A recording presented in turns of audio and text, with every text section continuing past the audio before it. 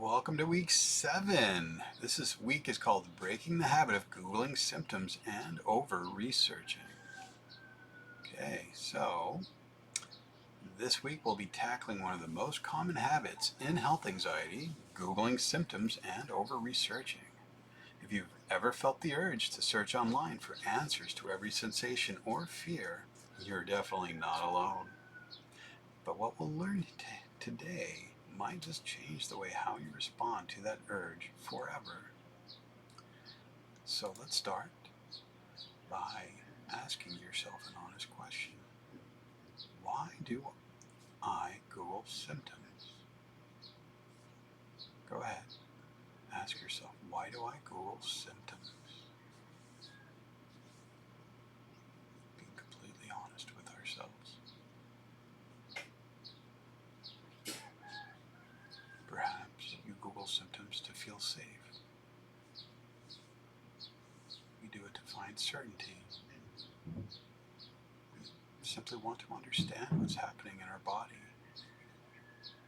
It gives us a quick hit of reassurance, even if it never lasts.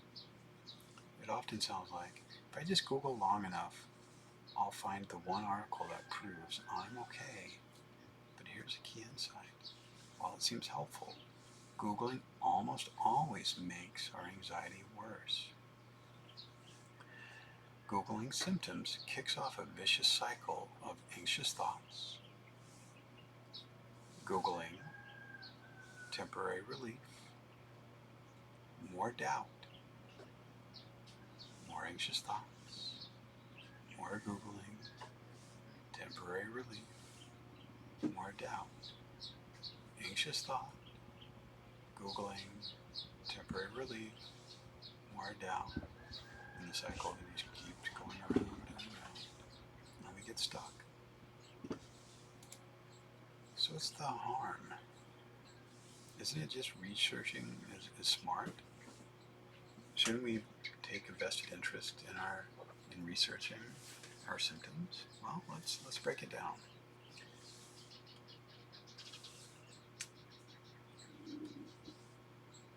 Googling symptoms actually increases our anxiety because you find the scariest outcomes first.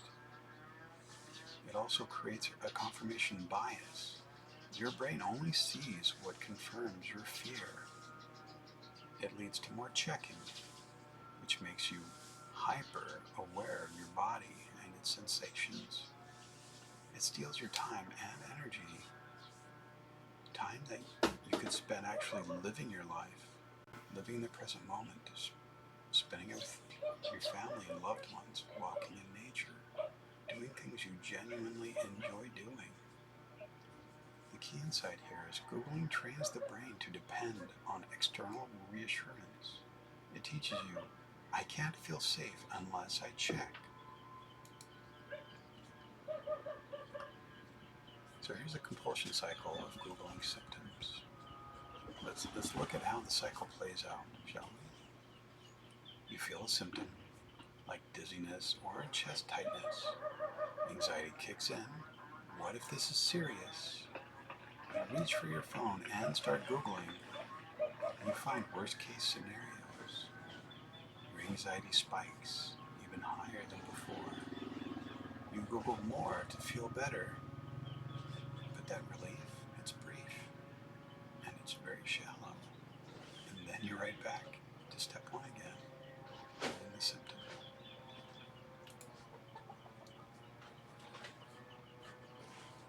Here's why Googling doesn't provide reassurance. Here's the most thing people miss. Medical information is complex. A single symptom can mean 10 different things, and Google doesn't know your body, your history, or your context.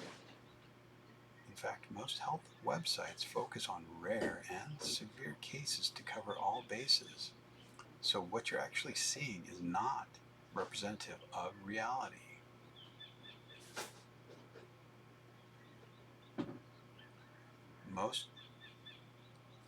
More information doesn't mean clarity.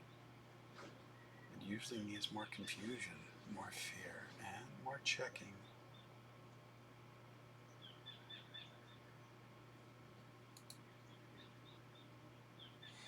here's how to break this Googling symptom habit. So here's what we can do about it. Here's a simple 5-step strategy to break the habit. Step 1, awareness. Catch the urge to Google as it arises. Step 2, delay. Don't act on it. Try a 24-hour no Googling challenge. Step 3, distract and refocus. Shift into an activity even for just 5 minutes. Step 4, reassure yourself internally. Use self-talk. I felt this way before. I was okay then, and I'll be okay now. Step 5, accept uncertainty. You don't need absolute answers to feel safe. This is how we build self-trust, one moment at a time. Okay, let's try a 24-hour no Googling challenge. So here's a personal challenge for you. Can you go 24 hours without checking symptoms online? I'm sure you can, but here's a way you can do it. You can start by keeping a journal of when the urge hits you. Write down your fears instead of Googling them. Watch what happens when you don't act on the urge. Celebrate your success. You are rewiring your brain for safety. Each time you pause, instead of Googling, you are building strength. So what can you do instead of Googling? Well, here's some healthier replacements. Do something absorbing. Read a book. Take a walk. Call a friend or family member.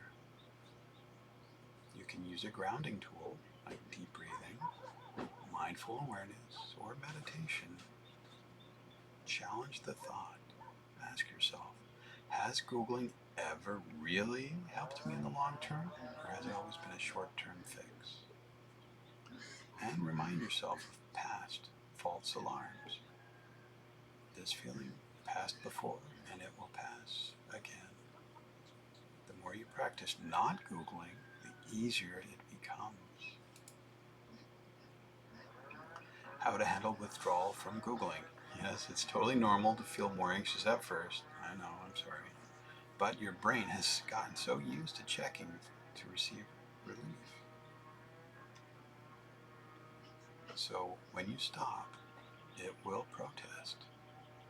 And the discomfort is not danger, it's your path to recovery.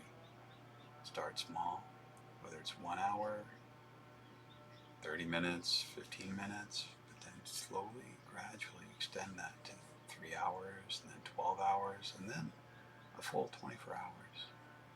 And keep a distraction list nearby. Know what you can shift when the urge comes.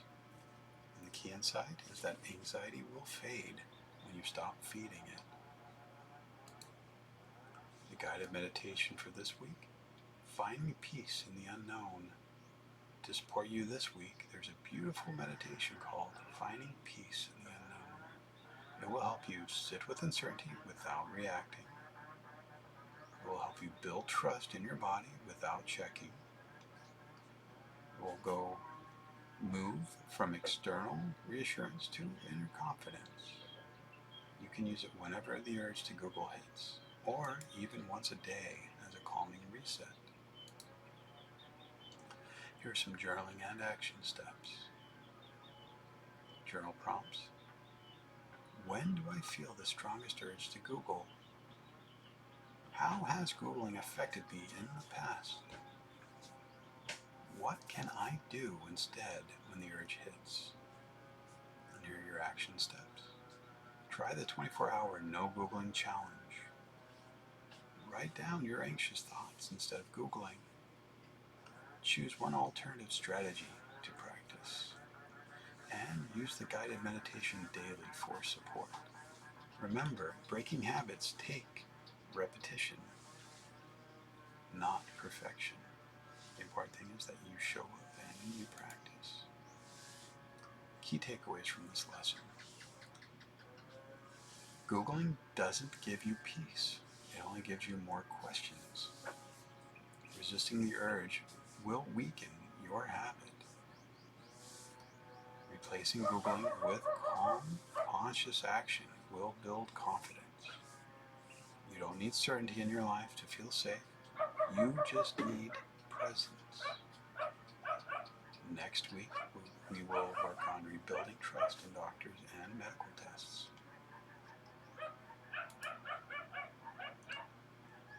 You are taking back control over your health anxiety, moment by moment. The less you Google, the more your mind can heal. And the more you trust yourself, the less you'll need to chase answers. This is how healing begins, by breaking the loop and choosing presence. Okay, so the final takeaway, Googling symptoms does not equal control.